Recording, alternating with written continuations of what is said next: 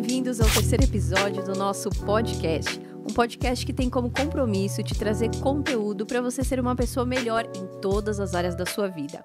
E hoje nós temos um convidado que eu me sinto muito segura do lado dele.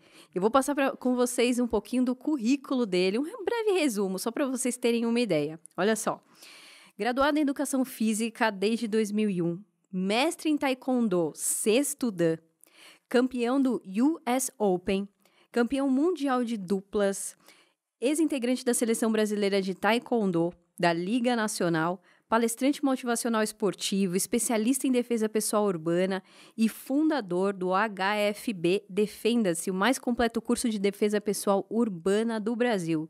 Seja bem-vindo, Ale Huertas. E aí, tudo bem? Tudo bem, e você? Eu tô bem. Que prazer ter você aqui. Prazer cara. é meu, obrigado pelo convite. Nossa, agora sempre. Escuta, eu tô vendo que você tem um presentinho aí pra mim, é isso? Tenho dois. Olha só. Essa daqui é a camiseta oficial do curso. Uau! Do HFB Defenda-se. Que legal, Todo mundo que faz o curso ganha a camiseta. Vamos abrir aqui, vamos abrir.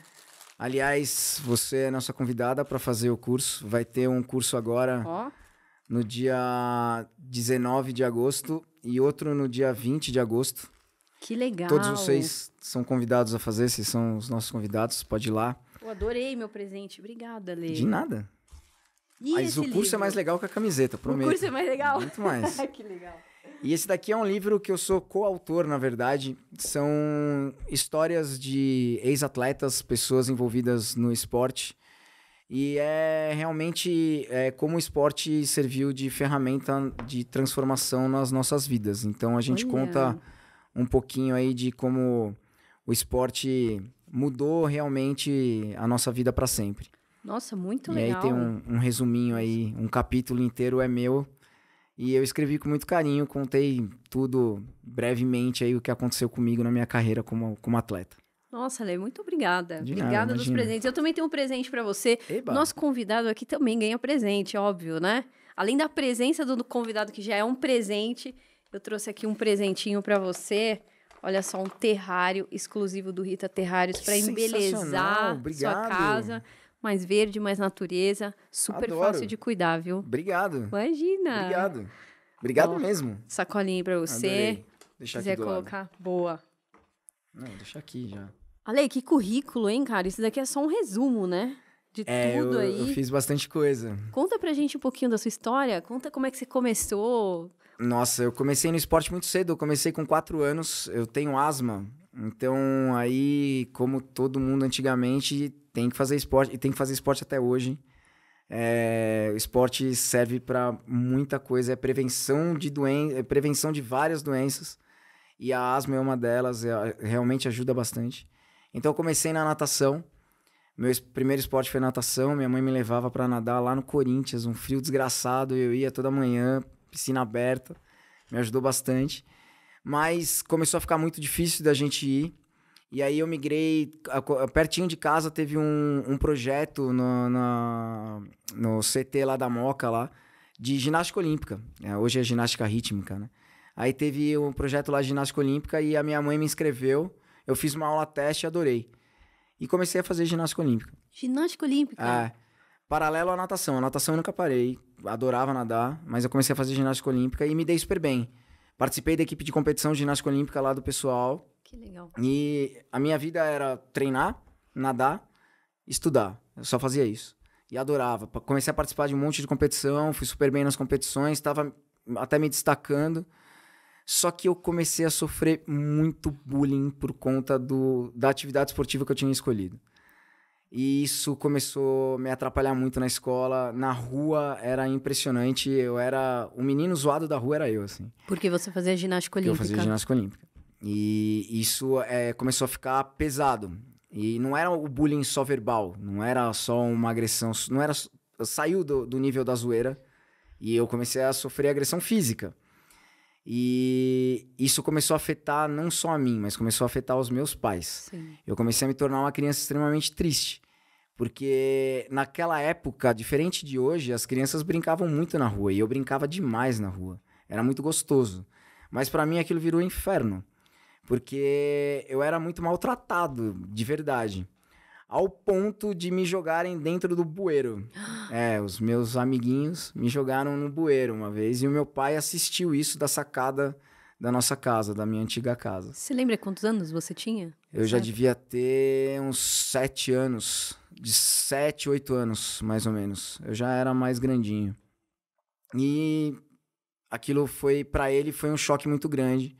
E a atitude dele foi muito legal. Eu tive que ser resgatado desse bueiro, porque eu caí literalmente no bueiro e não dava pra me pegar. Eu lembro que teve que chamar, acho que, bombeiro, alguém me tirou de lá de dentro. Foi tão absurdo que isso meio que apagou, assim, eu não lembro. E o meu pai teve uma conversa muito séria comigo. Ele falou, olha, você precisa aprender, no mínimo, a se defender de uma situação dessa.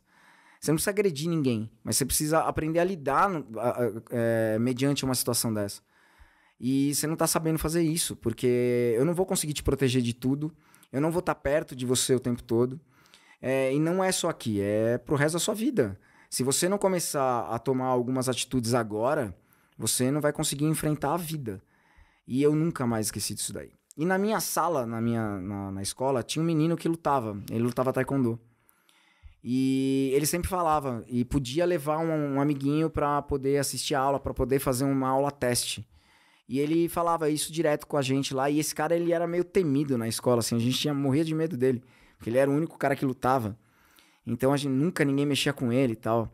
E eu era muito próximo ele chamava Júlio César. Eu era muito, muito amigo do Julinho. E eu comentei com ele o que tinha acontecido. Ele falou, não, vamos lá. Meio Cobra Kai a história, assim, mas é verdade. E ele me levou pra fazer uma aula. E eu adorei. Foi paixão à primeira vista, assim. Eu simplesmente falei, é isso que eu quero. Que legal. Comentei com meu pai. Ele falou, é isso mesmo que você quer? Eu falei, como eu já tinha muita facilidade com o esporte, ele falou, então, tudo bem. E eu lembro que ele me deu a matrícula e o uniforme. O nosso uniforme não chama kimono, chama dobô. Ele me deu a matrícula e o dobô de presente de aniversário. Então, eu ganhei de presente de aniversário o melhor presente da minha vida, que foi o que traçou o resto da minha vida e que me norteia até hoje, de 8 anos. A matrícula e o meu primeiro dobô foi o meu presente de aniversário e eu tô até hoje com isso daí. Foi por conta de bullying, que é um assunto extremamente atual, e eu já sofria isso lá atrás, quando eu era criança. Então, a minha trajetória dentro da arte marcial começou por conta disso. Nossa, que legal essa história, hein? Meio tem um ponto, bizarro, mas é legal. Tem um ponto... teve um ponto de virada muito importante para mim, assim, foi super importante. Essa é a questão. Na verdade, legal a história no sentido que toda história ela traz depois parece que uma força para a pessoa mudar, para ela se tornar alguma coisa, né? E é muito forte ao mesmo tempo, porque você aprende, a hora que você entra, a primeira ideia, vou me vingar de todo mundo. E a hora que você começa a treinar arte marcial, você entende que é muito longe, é totalmente avesso esse sentimento. A agressão, né? Lógico que não. Você vai aprender uma arte marcial, não é pra você bater em ninguém. É literalmente pra eu usar aquilo que o meu pai me falou quando ele sentou comigo na sala. Pra eu aprender a lidar com as adversidades que a vida ia me mostrar. Não é pra agredir ninguém. É pra eu aprender simplesmente a ser mais forte do que a situação. É para eu aprender a atravessar uma situação sem precisar partir para a agressão. Eu consigo remediar uma situação sem precisar bater em alguém. Mesmo porque as pessoas não vão querer me agredir. A sua postura vai fazer com que a pessoa não te agrida. A forma com que você vai lidar em uma discussão, ou a forma com que você fala com uma pessoa, você não vai precisar agredir ninguém. E você sabe o quanto aquilo pode machucar uma pessoa, ou o quanto você pode se machucar. A arte marcial não é para isso. Lógico, se um dia você estiver numa situação extrema, você sabe o que fazer, como fazer, mas você não vai precisar passar por isso. Então, a arte marcial ela te leva para outros caminhos totalmente diferentes.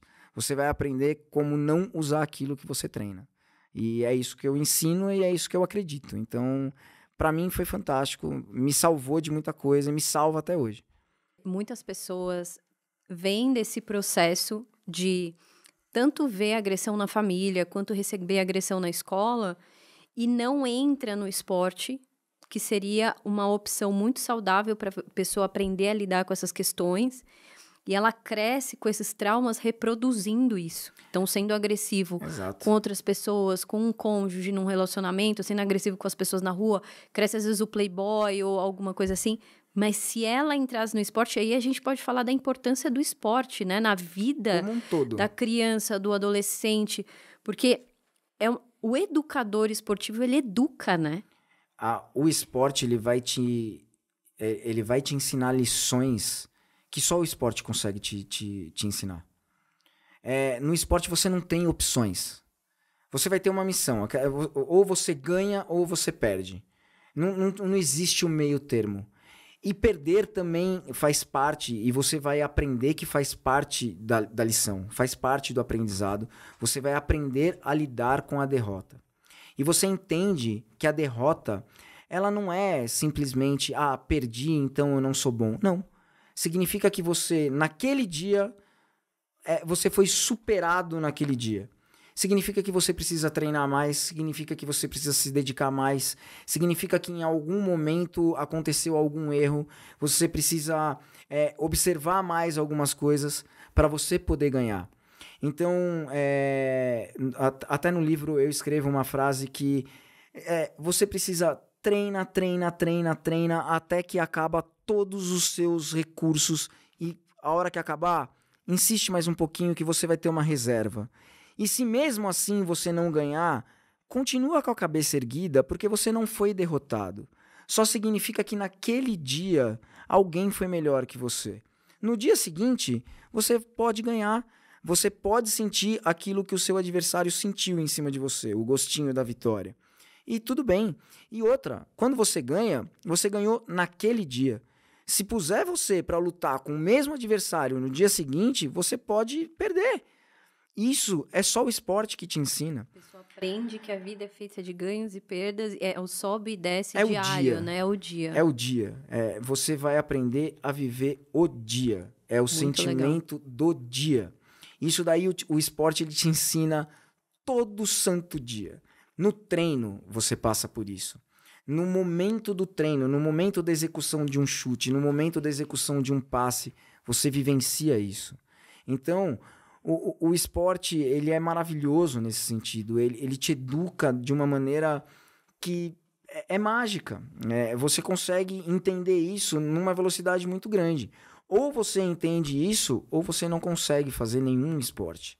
Ou você vai ser extremamente mal visto dentro do esporte.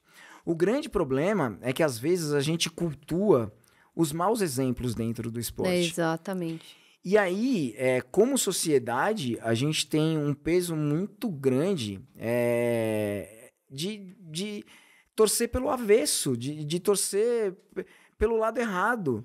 E os esportistas, os atletas, acabam vestindo uma roupagem de não, eu vou ser o bad boy porque eu vou ganhar mais views, eu vou ganhar mais fãs. Às vezes eles não têm a dimensão de quantas pessoas, de quantas crianças estão se espelhando neles. De quantas... Se você cortar o cabelo de um jeito, milhares de crianças vão querer cortar o cabelo da mesma maneira. Se você toma uma atitude totalmente fora de uma conduta considerada... Não é normal. Hoje falar do normal é meio complicado, mas...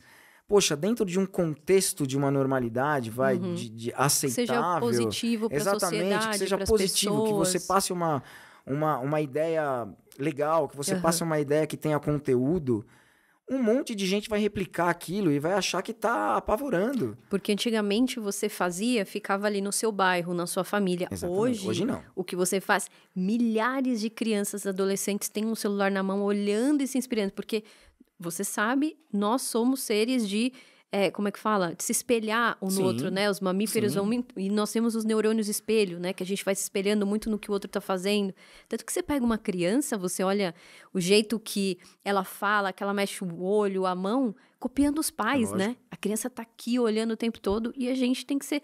E pensar sempre que a criança, ela vai ser um adulto futuro para a Sim, sociedade, sim. que pode influenciar o seu filho, pode influenciar qualquer outra pessoa da sua família, porque eu acho que as pessoas, até pessoas que praticam artes marciais ou quem não pratica, precisa também entender, e eu acho que entende melhor quando essa pessoa tem um filho, uma filha ou um filho, é aí que ela começa a falar assim, cara, agora tudo muda, né? Não, a partir do momento que você vê que o seu filho, que alguém muito próximo a você está seguindo o exemplo de alguém e você não está gostando, você se dá conta que você também pode ter influenciado N pessoas. O que a gente está falando aqui agora pode estar sendo visto em países que a gente não sabe nem que existe. Então, hoje, você não tem mais uma fronteira, você não tem mais uma barreira. Qualquer coisa que você faça vai reverberar em um nível inimaginável há 10, 15 anos atrás. Então, eu acho que, às vezes, principalmente para atleta que tem uma grande visibilidade, falta um pouquinho de sensibilidade com aquilo que se fala, com aquilo que se faz, com aquilo até que se pensa, porque você pode influenciar de uma maneira muito positiva, mas também você pode influenciar de uma maneira muito negativa uma geração. Exato. E isso é muito complexo. Eu tô adorando esse papo e eu acho que vocês também estão adorando esse papo. E eu quero convidar você que está assistindo a gente, se você está gostando desse papo, deixa o seu joinha para eu saber que você está gostando do que a gente está trazendo aqui para você. E sabe aquele grupo que você tem da família, dos amigos no WhatsApp? Pega esse conteúdo, tem uma setinha. Se você estiver assistindo na televisão, só colocar para baixo no seu controle para o lado direito, você vai ter uma mãozinha, um joinha e também um itemzinho lá para você compartilhar. Manda para todo mundo, porque é legal as pessoas saberem que você está assistindo algo bom. E esse conteúdo hoje pode influenciar os pais, os seus amigos, levando conteúdo muito legal para todo mundo. Ale, queria voltar um pouquinho lá no seu currículo, quando eu dei um breve resumo aqui. Eu li que você, além de ser graduada em Educação Física, mestre em Taekwondo, sexto Dan. Eu queria que você explicasse um pouquinho o que é sexto Dan. Legal. Nas artes marciais, depois da faixa preta, na maioria delas, tá? Você tem os dans. Os dans, imagina como se fosse uma pós-graduação. No Taekwondo, quando você pega a faixa preta, então você se formou lá na sua faculdade. No Taekwondo, quando você pega a faixa preta, você é primeiro dan. E depois de 2 anos, você pode fazer um exame de faixa. É uma prova prática e teórica. Então, você tem lá uma prova, você tem que fazer uma monografia. E aí você tem um teste físico, um teste prático que envolve técnicas de soco, chute, quebramento. É extremamente complexo. Que legal. E aí, depois de 2 anos, você pode fazer pro segundo dan. Depois de 3 anos, você pode fazer pro terceiro dan. Aí, 4 anos depois, você pode fazer pro quarto dan e aí você já vira mestre. Que legal. E 5 anos depois, você vai pro quinto dan. 6 anos depois, você faz pro sexto dan. Essa é a minha graduação. 7 anos depois, você faz pro sétimo dan e você se torna grão-mestre. Essa é uma das graduações mais altas. Aí depois, 8 anos, oitavo dan, 9 anos, nono dan. No nono dan é a graduação máxima que você consegue em vida. Quando você morre, você ganha uma graduação de 10º dan, que é a graduação pós-morte, que seria uma homenagem, porque acredita-se que você não consegue atingir o conhecimento máximo. Você tem que passar a sua vida estudando, passar a sua vida aprendendo, porque um ser humano seria uma audácia muito grande da nossa parte achar que nós temos o conhecimento de alguma coisa, seja ela qual for, o conhecimento total, o conhecimento global de qualquer assunto que seja. E a arte marcial, ela segue esse fundamento à risca. Então, a última graduação é uma homenagem pós-morte que você recebe. E eu tô no sexto dan. Eu me formei em 1994. Então, tem uma estrada aí já de faixa preta. Já. Hoje você tá com quantos anos? 44. 44 anos, na estrada, experiência. E você foi faz ainda ex-integrante da Seleção Brasileira de Taekwondo, né? Fui. O Brasil, a gente tem aqui 2 federações, né? A gente tem a Confederação Brasileira de Taekwondo e a gente tem a antiga UBT, que hoje se chama Liga Nacional de Taekwondo. Eu fui integrante da seleção da Liga Nacional de Taekwondo. Fiquei lá um tempão. Viajei bastante, competi em vários países, consegui a medalha de ouro no US Open em 1995. Que legal. O US Open até hoje ainda é considerado um dos maiores campeonatos de taekwondo do mundo.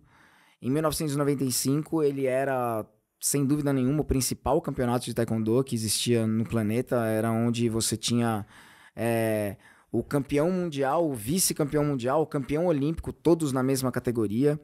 Então era algo muito, muito difícil de se conquistar. E eu tive a honra de voltar nesse campeonato em 98, não fui muito bem. E em 2013 eu fui medalha de bronze de novo nesse campeonato. Foi já no finzinho já da minha carreira aí como atleta. Ganhei a medalha de bronze lá também, foi algo inesperado. Já estava meio que para me aposentar, mas levei o treinamento muito a sério, consegui também uma medalha de bronze. Eu acredito que aqui no Brasil poucos atletas tenham 2 medalhas nesse campeonato. Eu tenho, foi bem legal essa passagem aí. Lá nos Estados Unidos eu tenho muita sorte. E eu ganhei o Campeonato Mundial de Duplas, que foi algo pioneiro. Aconteceu, a primeira edição foi aqui no Brasil. Eu ganhei a segunda edição que teve. São 4 pessoas lutando ao mesmo tempo. Nossa! É uma loucura.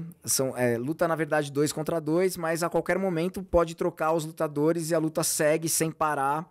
É um round único de 5 minutos. E quando você derrota por exemplo, você derrotou seu oponente e o outro ainda O outro continua sozinho lutando contra os dois. Lutando contra os dois. Isso é algo muito legal. Esse campeonato acontece ainda até hoje. Poucas pessoas lutam porque ele é muito mais violento do que a luta 1 contra 1. Uhum. Eu parei de lutar por conta da idade e a regra do taekwondo ela mudou bruscamente, ela mudou muito. Hoje se tornou um esporte com muito menos contato do que tinha antes. Os esportes eles evoluíram demais. O taekwondo ele foi além dessa evolução. Eu ainda sou mais old school, assim, então eu acho que o taekwondo ele buscou uma evolução, só que eu acho que ele passou um pouquinho do ponto. Então hoje você tem... Os atletas não têm culpa nenhuma disso, os atletas são fantásticos dentro do que eles podem fazer, eles fazem coisas inimagináveis com a perna, coisa que a geração que eu competi não faz, só que eu acho que a essência da arte marcial um pouquinho ela foi se perdendo ao longo dessa evolução. E aí eu fui deixando um pouco de lado as competições. Hoje eu praticamente não acompanho mais as competições. Eu tenho a minha equipe, eu tenho a minha academia, a equipe Huertas de Taekwondo é uma das mais tradicionais. Em São Paulo? Em São Paulo, fica lá na Moca. Mas eu tenho a minha equipe de competição, eu levo os meus alunos para competir, mas as competições de alto rendimento... hoje eu acompanho bem mais de boa, assim, eu não tô mais tão integrado no que tá acontecendo. Até que idade você lutou? Eu lutei até 30 e o meu último campeonato eu tava com 34 para 35 anos. Foi longe para uma média dos atletas, não? Foi. Eu consegui ter uma longevidade aí razoável. E outra dúvida, o taekwondo, para quem tá assistindo a gente, não tem muita referência, né, do que é a arte marcial.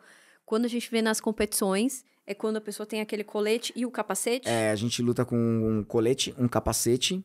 Hoje em dia tem uma luva, antigamente não tinha, mas é uma luva parecida com um goleiro de futebol, de futsal. Ela é uma luva bem fininha, não é uma luva de boxe, nem de MMA, nada daquilo. É uma luva muito fininha. Faz como se fosse um esparadrapo? Não, você não pode usar nada por baixo. É uma luva que não tem proteção nos dedos. Acho que agora ela até tem, mas ela é muito fina. Pena que eu não trouxe, eu até eu tenho o equipamento. E uma meia, literalmente uma meia. Essa meia tem sensores, o colete também tem sensores e o capacete também. E quando o sensor da meia se conecta com o sensor do capacete, do colete ou do capacete, é computado ponto. Que legal. Então, hoje em dia, é quase que uma esgrima com os pés e com as mãos. Antigamente, não. Para você pontuar, você tinha que chutar com uma potência muito grande, porque o ponto era dado através do som do impacto do chute ou do soco. Então, as regras foram se tornando... Hoje, os lutadores eles defendem que hoje é mais justo, né? Porque se você tocar realmente o seu oponente, por conta dos sensores, vai acusar o ponto. Uhum. Os lutadores da minha geração, a gente não gosta tanto desse estilo. Hoje acaba prevalecendo raiz. Os lutadores... Hoje, se você vê, os lutadores têm 2 metros de altura. É um absurdo. Eles são muito altos, extremamente flexíveis. É muito plástica a luta hoje em dia. E eles são muito habilidosos. Eles são muito bons. Dentro das regras que hoje se pratica, eles são muito bons. É que você pegou aquele taekwondo raiz, né? Podemos dizer assim, né? Não é. E uma geração antes que a minha, então, nem se fala. Esses caras, eles eram malucos. Esses caras eram desbravadores, assim. A gente pegou essa fase e a gente lutou até o limite dessa coisa mais raiz mesmo. E aí já começou uma transição. Eu peguei essa transição, o finalzinho... Mas aí quando chegou toda essa evolução, aí eu não consegui acompanhar. Já passou. Aí não era pra mim. Olê, e sobre você ser palestrante motivacional esportivo? Porque assim, você teve esse processo quando criança, você entrou no esporte, nadou, né? Entrou na ginástica olímpica, depois foi pro taekwondo, tudo. E que momento que veio, assim, que você falou, putz, agora eu vou... pegar meu conhecimento e vou virar palestrante esportivo. Como é que foi isso? Depressão. Quando o esporte saiu da minha vida, dessa maneira mais intensa, foi como se eu tivesse perdido um personagem. Porque imagina uma rotina onde eu tinha algumas... atleta no Brasil é algo muito complicado. O investimento que você tem para um atleta no Brasil... Se for comparado com um atleta de alguns países de ponta, é pífio. Um atleta no Brasil, esse cara, quando ele ganha uma medalha internacional, ele tem que ser aplaudido de pé e a gente ainda critica. Exato. O que deixa a gente muito triste, quando tem Olimpíada principalmente, as pessoas, mas o Brasil passa vergonha. Não, o Brasil não passa vergonha. O Brasil faz algo inimaginável nas Olimpíadas, porque com a estrutura que um brasileiro treina, com o investimento que um brasileiro tem, fazer o que ele faz é algo digno de aplauso durante o ano inteiro. E é que o brasileiro ele é muito mal acostumado. A gente se compara com países que não dá pra gente ser comparado. O atleta no Brasil, ele tem que ter outra profissão. O atleta fora do Brasil, ele é atleta. Ele é pago para fazer aquilo, né? E muito bem pago. O problema é que brasileiro acha que atleta é igual jogador de futebol. Jogador de futebol, para começar, não é atleta. É jogador de futebol. Então, o salário que eles têm não condiz com a realidade de qualquer outro esporte. O que um jogador de futebol ganha no mês, provavelmente um atleta de outro esporte não vai ganhar na vida. Então, qual é a comparação? Quanto tempo faz que o Brasil não ganha um título expressivo? Por que não se reclama da mesma maneira? Então, o brasileiro ele precisa aprender primeiro a assistir os outros esportes. Primeiro, entender os outros esportes, para depois um dia poder vir criticar algum outro esporte. Então, a gente tem que fazer essa ressalva aí, e eu vou sempre defender os atletas. Lógico, o que não dá é ver um atleta ir para as Olimpíadas, como aconteceu na última, e o cara dar uma entrevista e falar, eu vim pelo passeio. Aí também não dá. Exatamente. Aí, você tá na Olimpíada, cara, é o sonho, você atingiu o máximo que um atleta pode ir. Se você tá aí, se mata por esse objetivo. Exato. Quando eu deixei de ser atleta e eu não sabia o que fazer.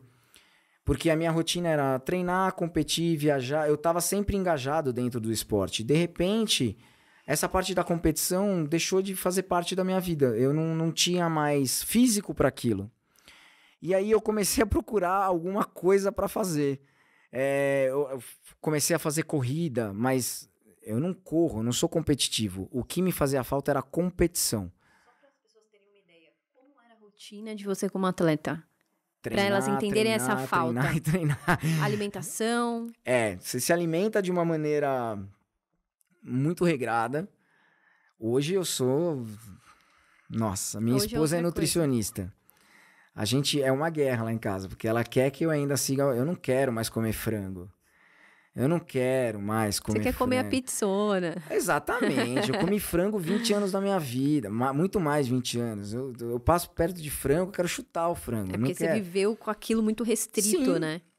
Toda restrição, ela gera uma repulsa. Ela gera depois uma compulsão, na verdade. Lógico, eu sou personal. Eu vivo... O meu corpo é o meu cartão de visita. Não interessa o meu conhecimento. As pessoas vão olhar primeiro pra mim e ver se vale a pena ter um personal com a minha barriga ou não. Ou com o tamanho do meu bíceps. Ainda é assim o pensamento de 90% das pessoas. Então, eu não posso vacilar.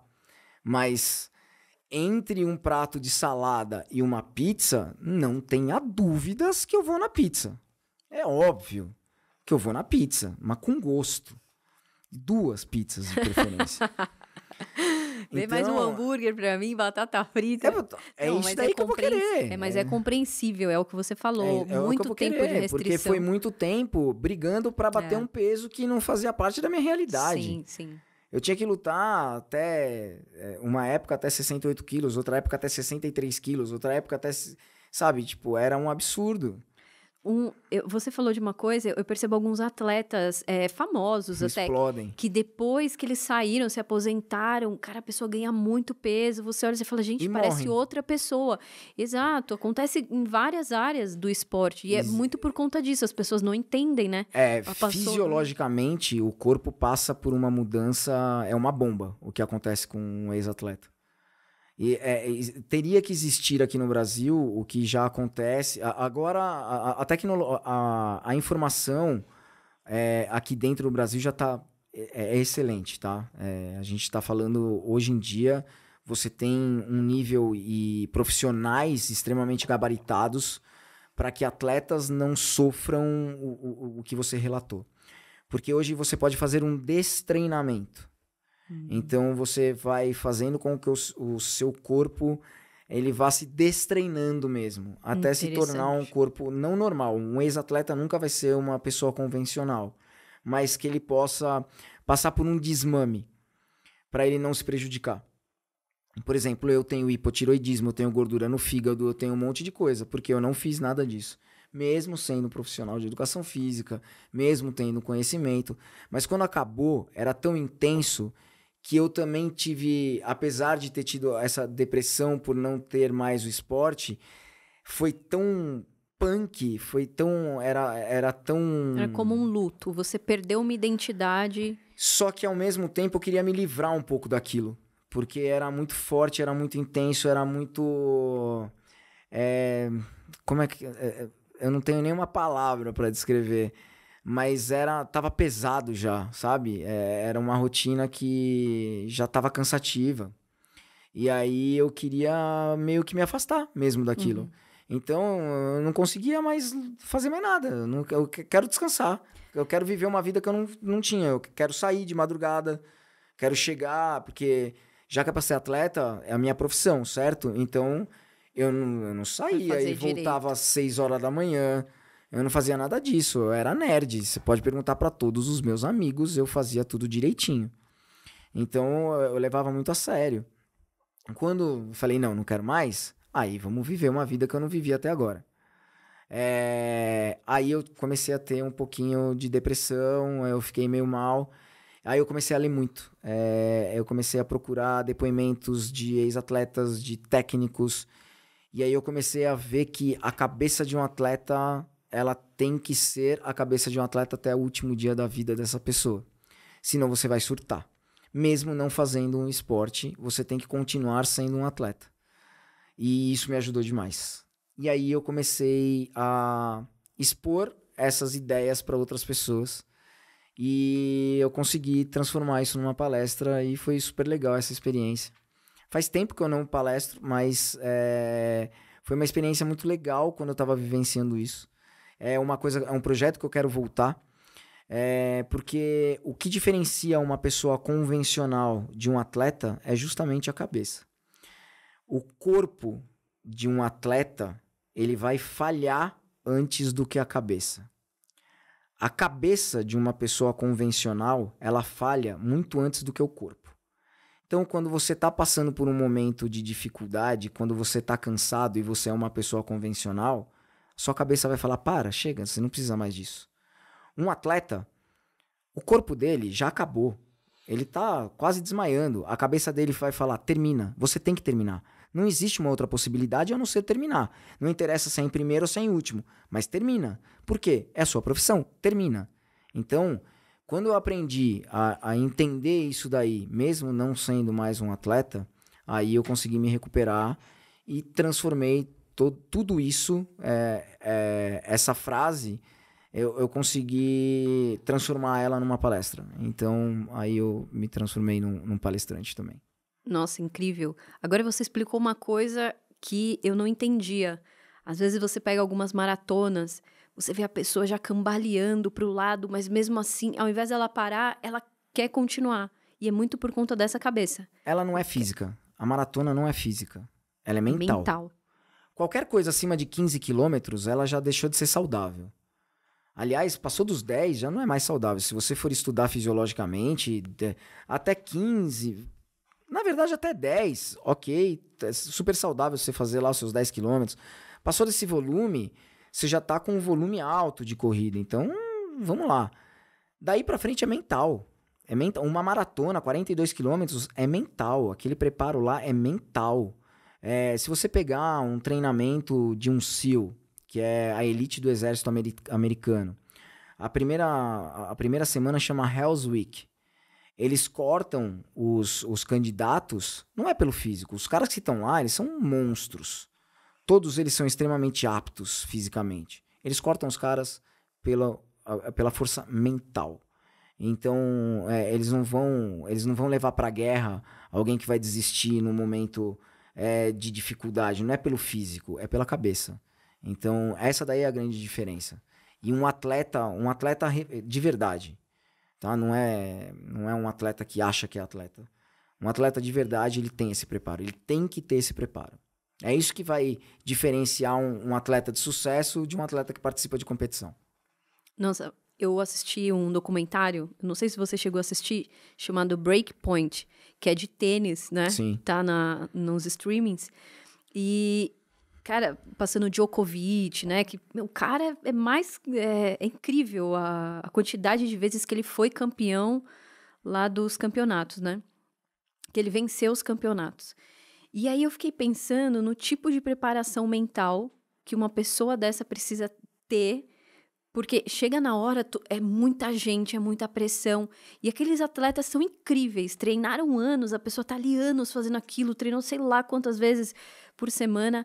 Na hora a pessoa falha, porque a pressão externa e interna, Sim. a pessoa só falta implodir. E o quanto dessa preparação mental é importante, tanto para quem é atleta, mas também para a gente no Sim. dia a dia. Inclusive, quando eu queria que você falasse o quanto a pessoa que faz a arte marcial, ela fica preparada mentalmente, e o quanto o atleta, independente da área que for, ele precisa de uma preparação mental para que ele tenha sucesso naquilo. A preparação mental, ela é mais do que fundamental. É ela que vai te levar ou para o fracasso ou para o sucesso. O treinamento, ele é 50%. O resto é só cabeça. Não adianta você ter uma habilidade monstruosa, um talento absurdo, se você não tiver preparo mental. A gente vê isso acontecendo com inúmeros atletas. Só não vou citar nomes, mas a gente vê isso acontecendo. Gente, a gente viu isso com a seleção brasileira. Quantas vezes a seleção brasileira... Não, essa daqui a gente ganha. Os caras cobrando pênalti chorando. Então, faltou o quê? Talento? Não é talento. Esses caras são extremamente talentosos. Faltou preparação mental lá. Existe essa preparação Lógico, no Brasil? É isso que tá começando. Alguns esportes, eles são muito relutantes em ter um psicólogo, em ter um cara que acompanha você. A arte marcial, não.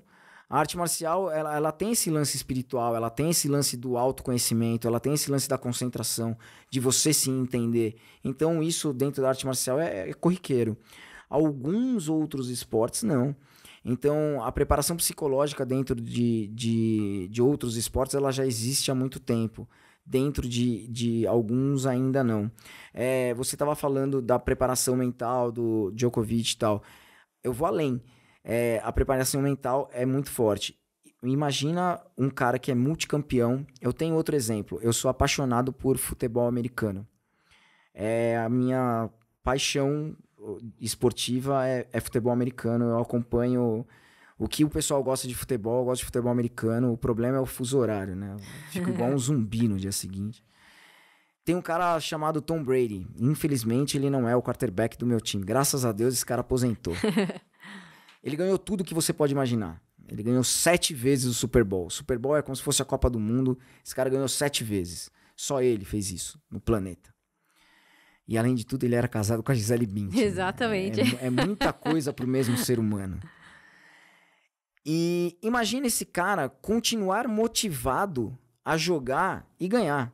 Porque um cara que já ganhou tudo, como é que você vai o ano seguinte e falar, não, eu quero ganhar de novo? Ele poderia simplesmente parar e falar, eu já ganhei, já me provei. 5.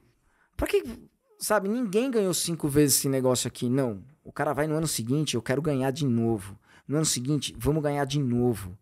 Então, a preparação mental, ela abrange tantos aspectos que é algo incrível. Eu sou apaixonado por esse tema.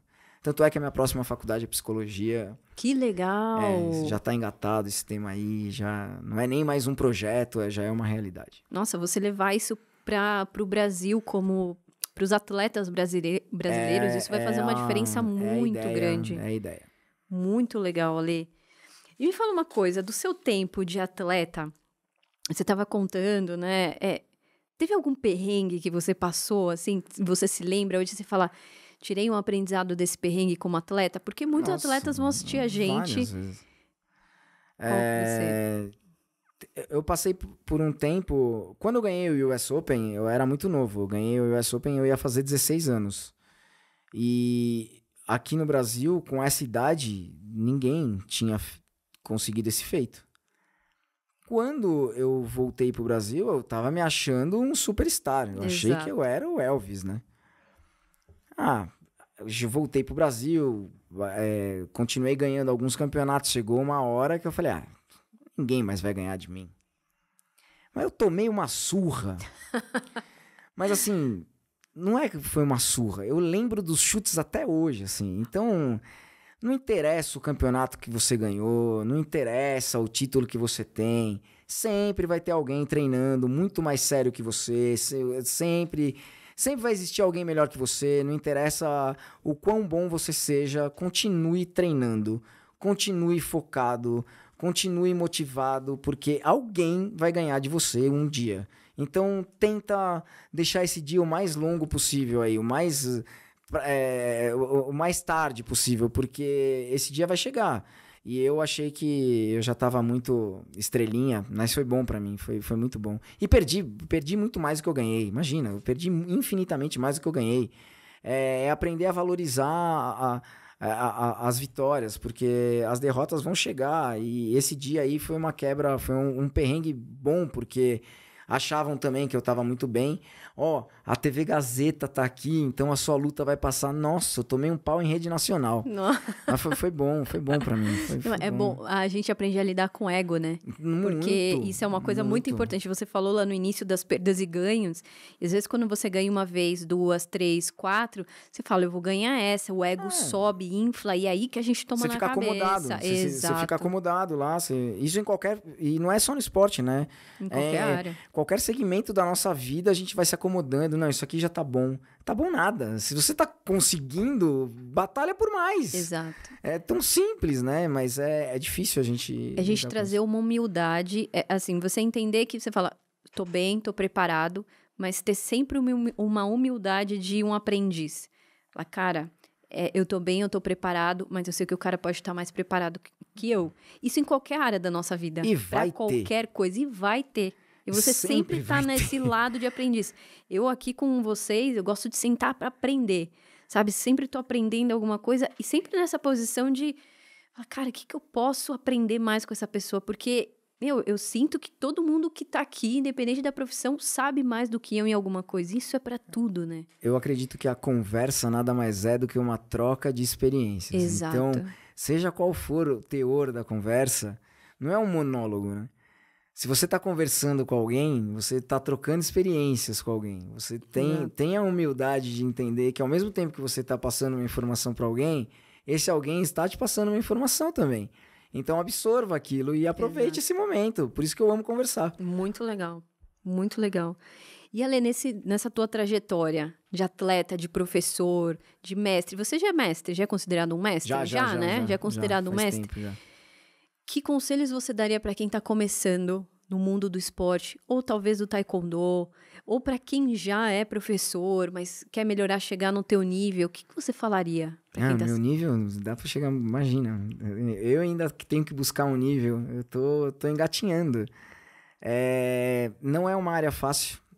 Trabalhar com esporte no Brasil, infelizmente, da questão da remuneração, não é matar um leão por dia, não. É fazer um safari todos os dias. Mas, ao mesmo tempo, a recompensa vem quando você consegue introduzir numa criança, por exemplo, a ideia de que o tempo dela pode ser muito mais otimizado do que realmente ela está fazendo hoje em dia. Hoje em dia, existem inúmeros estudos falando dos malefícios da tela, do celular em uma criança. A minha maior recompensa é saber que 1 hora do dia dessa criança eu tirei ela da frente de um computador, tirei ela da frente de um celular e consegui fazer com que ela treine a psicomotricidade dela, com que ela treine a coordenação motora dela. Hoje as crianças chegam pra gente com uma deficiência motora que você não via isso há 10 anos atrás, você não via isso há 15 anos atrás. E aí todo mundo hoje é diagnosticado com TDAH. Ah, não, ele tem TDAH. Ah, exato. Não, nem sempre. É simplesmente falta de estímulo. E reverter essa situação através do esporte, isso é gratificante. Lógico, nem todo mundo vai viver de gratidão. Não tem como você viver hoje, o mundo vira e gira em torno... Você faz um trabalho, se você prestou um trabalho, você tem que ser recompensado por esse trabalho. Buscar essa recompensa financeira através do esporte, você tem que se reinventar todos os dias e essa reinvenção é o que eu estou buscando. Então, é por isso que tem o curso de defesa pessoal, que hoje é o meu grande orgulho. É por isso que eu tenho a minha academia, é por isso que eu faço as minhas especializações. Não para de estudar. Se você quer ser um professor, estude sempre. Entenda as necessidades dos seus alunos, não coloque as suas frustrações em cima dos seus alunos. E para quem quer ser atleta, repense, veja se realmente vale a pena. E tenha sempre um plano B, porque a carreira de um atleta ela começa muito rápido e ela termina mais rápido ainda. Você tem que estudar, você tem que se estruturar, você tem que ter uma inteligência emocional muito grande. Então, não é simples assim. E entenda o que é ser um atleta. Um atleta não é o cara que pratica um esporte. O atleta é o cara que vai viver o esporte. Tem uma diferença brutal entre esses dois fatores. Então, se é um conselho, o conselho é esse. Muito bom. Qual é a pergunta que as pessoas mais te fazem? Como professor, como atleta, como mestre? Como o cara que desenvolveu esse curso de defesa pessoal, o que as pessoas mais te perguntam? Aí é legal a gente falar sobre o curso. Muita gente tem preconceito em procurar um curso de defesa pessoal porque as pessoas acham que eu vou ensinar você que nunca praticou nada, que não sabe dar um tapa, a brigar com um assaltante. Eu não vou te ensinar isso. A virar um mestre Miyagi, né? Não vai. Se eu te ensinar isso, eu tô sendo mentiroso e irresponsável. A defesa pessoal, o confronto físico na defesa pessoal é a última instância. Se tudo deu errado, aí você vai para um confronto físico quando a sua vida está em risco. Você corre o risco de vida iminente naquela situação, então você vai tentar alguma movimentação que seja simples, eficiente e rápido para você sair daquela situação. Ponto. Aí você entra com a parte prática de um curso de defesa pessoal. O curso de defesa pessoal ele é muito mais teórico do que prático. O meu curso ele é teórico e prático. Você tem a parte prática do curso, e você tem a parte teórica do curso. A defesa pessoal, ela consiste em eu te ensinar e antecipar um possível agressor. Se você estiver no meio de uma multidão, você consegue identificar quem vai te agredir? Provavelmente não. É isso que eu vou te ensinar. Isso é defesa pessoal. O FBI e a CIA, eles começaram a parar de perder os seus agentes quando eles começaram a estudar perfil psicológico de serial killer. Uau. Antes disso, eles tinham um confronto físico muito maior. Isso é defesa pessoal. Se a defesa pessoal fosse só o confronto físico, todo mundo que fosse trabalhar como guarda-costa ia morrer. Eles não morrem. Por quê? A função deles é antecipar a agressão. A defesa pessoal, ela se trata disso. A defesa pessoal é muito mais você entender os aspectos psicológicos de um agressor. E quando a gente fala dos aspectos psicológicos de um agressor, isso é muito legal do curso, e aí que as pessoas, quando fazem o curso, elas saem encantadas, porque é um assunto que cativa todo mundo. Para você entender um batedor de carteira, eu vou falar para você sobre casos de serial killer, porque eles pensam exatamente iguais. Um agressor, ele vai tentar ter sempre o maior benefício com o menor risco. Então, se tá todo mundo no mesmo lugar, tô eu e você no mesmo lugar, somos exatamente a mesma pessoa, isso é impossível, mas nós temos o mesmo perfil, temos o mesmo tamanho, somos exatamente iguais e temos o mesmo celular na mão. Só que eu tô prestando atenção em tudo que tá acontecendo. Você tá de fone e olhando pro celular. Quem você acha que vai ser assaltado? Você. Quem tá lá mexendo no celular. Porque você se colocou na situação da vítima mais fácil a ser abordada. Então você não antecipou o seu agressor. Você não antecipou o assaltante. Você não conseguiu antecipar a agressão. Por isso você foi abordada. Se você tivesse feito uma leitura do ambiente, se você tivesse feito uma leitura das pessoas que estavam na sala, você saberia que aquela pessoa estava te olhando, você ia ver que a pessoa estava se aproximando sem motivo algum, você ia conseguir entender que você estava totalmente distraída e por isso que você foi abordada. Então, isso é defesa pessoal, não é soco e chute. A defesa pessoal vai muito além de soco e chute. O que 90% das pessoas passam como defesa pessoal são saídas coreografadas. Não existe isso na vida real. Ninguém vai te dar um soco em linha reta. Vocês já viram cenas de assalto na TV? Todo mundo já viu. Você já viu um assaltante pôr a perninha direita atrás, assim, gritar, falar, vou te atacar? Não vai ter. E isso daí não é defesa pessoal. Então você não vai aprender defesa pessoal. Defesa pessoal é você entender o que o agressor está pensando, como ele age, por que ele está se aproximando de mim, qual é o limite de distância que uma pessoa pode chegar de mim, como é que eu tenho que fazer a leitura de um ambiente. Isso é defesa pessoal. Nossa, é você legal. saber se portar mediante uma situação sem precisar dar um tapa em ninguém. É isso que eu ensino no curso. Nossa, que legal, cara. E para isso eu tive que estudar anos e anos e anos. Tive acesso a depoimentos, tanto de vítima quanto de assaltante. Você tem N estudos sobre como funciona a cabeça de uma pessoa que vive disso, porque essa é a profissão deles. Uhum. Então, é muito mais complexo você montar e estruturar um curso de defesa pessoal do que eu ensinar para você meia dúzia de soco e meia dúzia de chute. Pegar no dedinho, sair ali Isso e tal. daí não vai funcionar. Eu te garanto que não vai funcionar. Eu te garanto que não vai funcionar. Cara, que interessante. Na hora do vamos ver, se você fizer uma saída dessa sem ter anos de treinamento, você vai morrer. Eu quero fazer seu curso. Você vai fazer um curso, você já tem a camisa. É presencial aqui em São Paulo? Fica lá na minha academia, na Moca, Rua Porto Alegre, número 274. Vai ter agora em agosto, vai ser no dia 19. Ele tem 3 horas e meia. É impossível te ensinar chute e soco num nível absurdo em 3 horas e meia. Mas eu te garanto que em 3 horas e meia eu consigo te dar informação suficiente para você não ser abordada. Isso eu te garanto. Se você não sair com essas informações, eu te devolvo integral o seu dinheiro e você pode falar o que você quiser de mim em qualquer lugar. Eu te garanto isso. Que legal, eu não fazia ideia como eram. Eu comprava essa ideia mesmo, como você falou. Do sai aqui, pega a mão aqui e tal, não fazia ideia. Existe essa parte. Muito mais legal isso. Eu vou te passar situações pontuais onde tudo deu errado, eu fui abordada.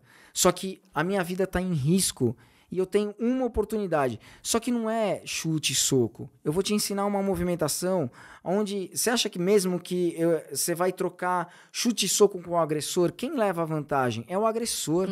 Ele vive disso, ele passa por isso todos os dias da vida dele. Você não. Emocionalmente, ele é muito mais preparado do que você. O nível de adrenalina que você tá nesse momento é infinito. Ele tá lá na dele. Ele já previu isso. Você não. Então, você vai ter uma oportunidade que é mínima. E só, realmente, se você estiver quase morrendo. Aí você vai sair. Então, na parte prática, o que a gente ensina lá? Saída de estupro. Estupro, por exemplo, é um crime que o cara é um lobo solitário. Estuprador, não tem... É muito raro você ver estupro coletivo. Estupro coletivo acontece principalmente em balada, por conta de bebida. Aí você corre risco de sofrer um estupro coletivo. Mas ser abordada na rua e sofrer um estupro, eu mostro os vídeos, eu explico qual é a situação. Se der tudo errado, existe uma saída para estupro que é simples, dá para fazer. Essa daí é viável? É viável. Então eu ensino. Saídas simples eu pontuo para as pessoas. As complexas, eu vou demorar anos para te ensinar. Exato. Eu, com tudo isso que você leu, eu não vou reagir a um assalto de graça. Se eu errar uma movimentação, eu vou morrer. Eu não vou colocar minha vida em risco por conta de um relógio, por conta de um celular. Não vou colocar. Eu só vou me dispor a reagir a um assalto se eu perceber que eu vou morrer. Aí pelo menos eu vou tentar. A pessoa precisa entender que é preventivo, né? Exatamente. É tudo que você falou. Eu entender o cenário, eu vi as possibilidades, eu já estou mais alerta, eu já estou prevenindo que aquilo vai acontecer. Porque tem muitas pessoas que pensam que tipo, já cheguei no ponto que o cara tá com uma arma na minha cabeça, sei lá, tô no carro e eu vou sair dali. Não, é prevenir, você tá muito mais alerta para entender que o cara tá chegando. Por exemplo, esses dias eu tava passando pelo Oscar Freire aqui em São Paulo. Nós estávamos no Oscar Freire. Eu olhei para o lado direito, tinha uma menina e um menino, adolescentes mesmo. A menina, assim, na esquina para atravessar com o celular na mão. O menino olhou para o lado, veio um motoqueiro, a caixinha, assim, nas costas, tudo. O cara virou, pegou o celular da mão dela. A menina parou 2 segundos e eu parada dentro do carro, olhando assim, o motoboy foi embora. Então, se ela tivesse feito, por exemplo, o teu curso, entendido o cenário, ela fala, eu tô na rua, tem várias possibilidades. Ela estaria com o celular guardado, alerta, bolsa num lugar estratégico, olhando para os lados, estando muito mais atento para prevenir que esse tipo de coisa aconteça. Por que hoje em dia todo mundo, o maior pânico que a gente tem é celular? Pix. Não anda com aplicativo de Pix no celular que você anda na rua. O Pix, você vai ter um celular que vai ficar na sua casa. E lá você vai ter o aplicativo do banco. O que você anda na rua não pode ter o aplicativo do banco. Olha. Então, dicas assim, eu passo lá no curso. Essas coisas fazem uma diferença muito grande. Então, a defesa pessoal, eu falo que a maior defesa é o entendimento, é a prevenção, não é a ação. A ação você vai ter em última instância. E outra... se tô eu e você, chega um cara pra me abordar, beleza, eu sei como sair. Eu até conseguiria sair. Só que se eu sair, pode dar alguma coisa errada e ele pode te matar. E aí é uma irresponsabilidade gigante minha. Então eu tenho que sempre partir pra prevenção, pra gente não precisar da ação. O HFB, o Defenda-se, ele se trata disso. É de prevenção, não é de ação. A ação existe dentro do curso? Existe. Ela tem uma parte extremamente importante dela, porque senão ele também se tornaria muito chato. Eu passo situações pontuais, mas a parte mais importante, sem dúvida nenhuma, é fazer com que vocês entendam como é que uma pessoa age, como é que ela pensa, por que ela está se aproximando de você, como é que ela vai se aproximar de você. Todos eles seguem um padrão. O que me perguntam, voltando à sua pergunta, estouraram o vidro do meu carro, o cara estava dentro do meu carro, o que eu faço? Troca o vidro do seu carro porque já quebrou e infelizmente você vai ter que comprar outro celular. Não tem o que fazer. A pessoa já tá dentro lá do seu carro, você vai fazer o quê? Já era, você tá toda cortada, não tem mais o que fazer. Você sabe que eu ligo essa coisa do que você falou, essa prevenção para todas as áreas da vida. É igual uma pessoa que, sei lá, come tudo errado, vai ficar doente. Cara, já ficou doente, agora você vai ter que tomar o remédio e vai ter que... Paciência, mas se você entender como se alimentar bem, praticar atividade física, cuidado mental, papapá... A gente tava falando disso até agora. Esse exemplo que você deu, eu falo no curso de fumante. A gente sabe que fumar faz mal, não sabe? Uhum. Ah, você tá com câncer no pulmão. Pô, mas você fumou a vida inteira. O resultado é esse. Exato. Se você não tivesse fumado, provavelmente você não teria câncer. Eu posso ser assaltado mesmo sabendo de tudo isso? Pode, mas a probabilidade diminui muito. Assim, cai para mais de 90%. Isso não sou eu que estou falando, não é uma estatística que eu inventei. Sim. Existem estudos sobre isso. Então, é só você se prevenir. Ale, 5 dicas para quem anda na rua, homem, mulher, criança, para quem tá no carro, para quem anda na rua, pessoas que pegam ônibus. 5 dicas para evitar esse tipo de situação geral. Assim. A primeira é fazer meu curso. Boa. Faça lá. Eu vou fazer seu curso, Fechou. Cara. Você já ganhou uma aluna aí. Beleza. A segunda, a gente fala de estabelecer um perímetro. Então, você vai andar, mesmo que você estiver andando para frente, mostra que você está esperta com qualquer direção. Então, é importante, de vez em quando, você olhar para o lado, olhar para o outro, olhar para trás. Isso é muito importante. Então, andar olhando para todas as direções. Se você tiver de fone, diminui um pouco a altura do fone. É muito importante você prestar atenção nos sons que estão à sua volta. Se você escutar alguma pessoa chegando muito perto de você, é importante você conseguir desviar, é importante você conseguir mudar a direção. Correr. Exatamente. Uma dica lá que eu dou no curso é gritar por socorro. Vai expelir as pessoas de perto de você. As pessoas vão correr. Socorro é uma palavra que transmite medo. A primeira reação das pessoas vai ser se esconder ao invés de te ajudar. Porque é uma palavra muito forte. Então, normalmente, as pessoas vão primeiro se proteger para depois entender o que está acontecendo. Gritar por fogo desperta curiosidade. Então, se você estiver passando por uma situação onde um cara está chegando muito perto de você, você percebeu, porque a gente sabe quando alguma coisa vai acontecer. Grita fogo, grita alguma coisa nesse sentido, mas socorro não. Porque vai deixar as pessoas alertas, Vai deixar as pessoas alertas. Toca a campainha, bate em porta de ferro, isso desperta curiosidade. Começou a gritar socorro, todo mundo vai sumir e você vai ficar sozinho. Então, isso daí parece besta, mas faz uma diferença muito grande. Tá. Carro. Existe uma velha máxima, uma frasezinha que até rima, mas carro parado, perigo dobrado. Não namora dentro do carro. Gente, não espera ninguém dentro do carro. Se você combinou com uma pessoa às 8h30 e você chegou às 8h30 e você já sabe que aquela pessoa atrasa, não fica esperando essa pessoa dentro do carro. Sai do carro, mas não fica nem perto do carro. Sai, toma uma distância do carro, não fica dentro do carro. Dentro do carro você está numa caixa de ferro, preso por um cinto de segurança com uma visão limitada. Quem está fora do carro está vendo tudo e você está dentro do carro, você não está vendo nada. Então, lá dentro, você é um alvo muito fácil. Você não tem nem como reagir. A reação que eu tô falando não é brigar com ninguém. Você não tem nem a reação de tomar um susto. A hora que você viu, já aconteceu. Então, não fica dentro do carro de jeito nenhum. Mulheres, principalmente, que têm cabelo comprido, quando vai passar por alguma rua que tá mais escura, tem uma iluminação ruim, põe o cabelo para dentro da blusa sempre, tá? Cabelo comprido, se tiver com o cabelo comprido, prender o cabelo. Quanto menos volume tiver, porque ser abordada pelo cabelo é algo mais fácil. Então, se tiver uma mulher com cabelo curto e uma mulher com cabelo longo, é aquilo que eu falei, a vítima mais fácil a ser abordada. Então, a escolha vai ser pela mulher de cabelo longo. Então, esconder o cabelo, ou então colocar uma touca. isso vai dificultar a abordagem de um agressor. Eu nem sei quantas dicas já foram, mas vamos mais uma, vai. Se for a quinta, ok. Você tá falando dessa... Então, dá até o exemplo da mochila atrás das costas, porque é fácil de alguém te pegar e puxar pra trás, né? Exatamente, Boa. exatamente. Eu ia falar sobre isso também.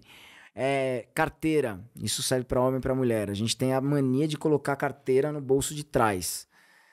Todo mundo já viu lá o videozinho que tá viralizando da mulher lá na Itália, das pickpockets. Os pickpockets. Exatamente. Carteira se usa no bolso da frente, nunca se usa no bolso de trás. Carteira, qualquer documento se coloca no bolso da frente. Atrás você não tem visão. É difícil você ter a percepção que alguma coisa aconteceu. No máximo que você achou é que alguém esbarrou na sua bunda, mas não. Você não tomou uma passadinha de mão, você tomou um roubo, você acabou de ser assaltado. Na frente, você consegue ver o que aconteceu. Mulherada não gosta que os maridos e namorados e afins usem aquelas bermudas que tem bolso na lateral aqui, não sei nem como é que chama. Né? Eu só uso aquelas. Lá é feito para usar carteira, tem que ter um botãozinho lá, usa aquele negócio lá, é feio, mas é útil. Mas é seguro, né? É seguro, então... Esse tipo de vestimenta vai te favorecer numa situação dessa. Pô, que legal, Ale. Nossa, eu ficaria aqui mais 1 hora só falando, aqui perguntando, ouvindo você. Mas vamos agora pro final? Vamos de bate-bola agora. A gente vai fazer um jogo rápido, tá? Vambora. Agora é a hora do bate-bola, galera. Vamos juntos. Um livro. Existe um livro que são vários livros dentro de um livro e é o meu livro de cabeceira. Ele se chama Seletas Filosóficas. São trechos são vários pensamentos de grandes filósofos. Então, esse livro é um livro que eu leio quase todos os dias. São leituras super rápidas e isso daí me norteia a vida toda. Uma pessoa que te inspira e por quê? Uma só? Uma. A preferida. Ai, nossa. Ai, caramba. Eu sou viciado, assim... Em heavy metal, eu sou roqueirão desde nascença. E o meu...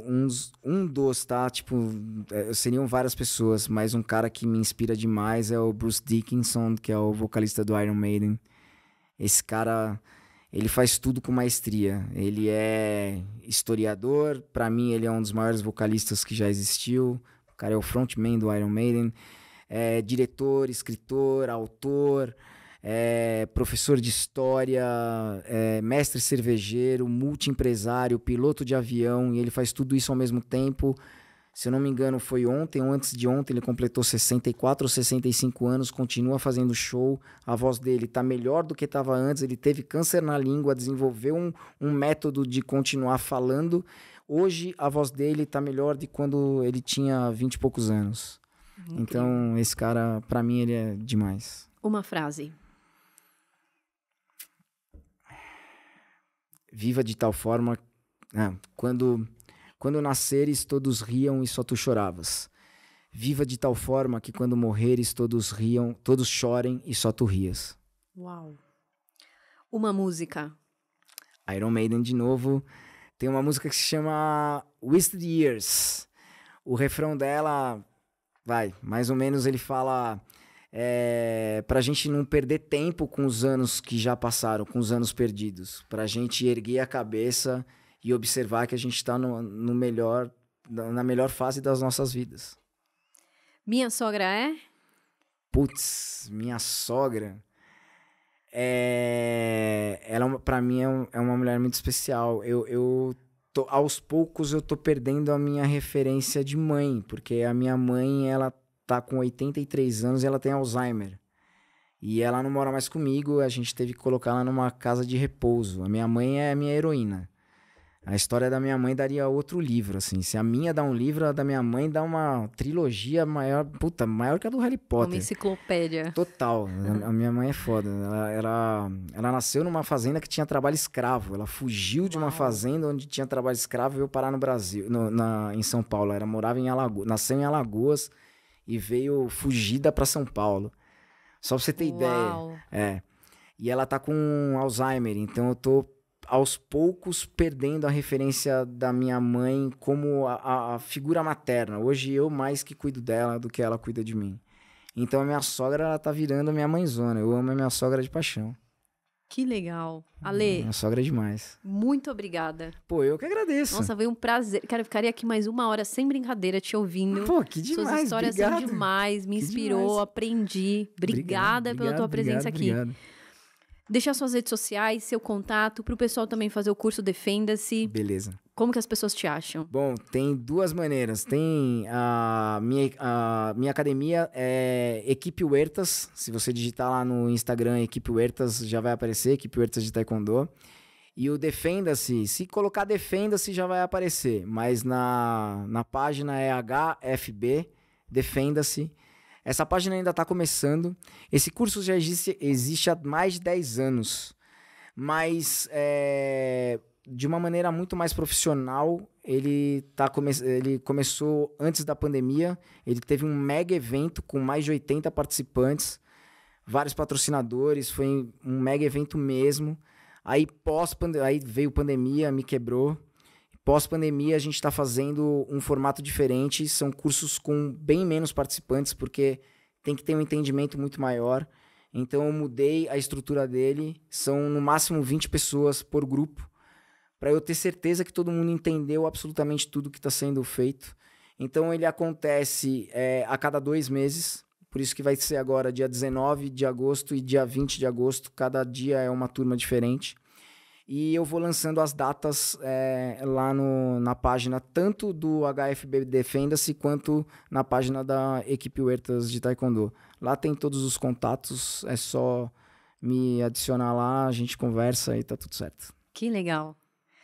Quero agradecer você também que está nos assistindo. E você que ficou com a gente até o final, eu quero saber se você gostou, como é que foi para você esse bate-papo. Coloca aqui nos comentários que eu mesma vou responder você. A gente também bate um papo aqui no comentário e compartilha, né, esse vídeo para várias pessoas que você puder, que precisam aprender tudo isso que o Ale falou, os seus amigos que são atletas, as pessoas que precisam entender um pouquinho mais de defesa pessoal e até pessoas que podem fazer esse curso do Ale, acrescentando para a segurança de todo mundo. Então, dá o seu joinha para dizer que você gostou, compartilha e comenta que eu mesmo vou responder você. Então, quero agradecer a todos vocês, agradecer mais uma vez a presença do Ale e nos vemos no nosso próximo episódio na semana que vem. Um beijo e até lá.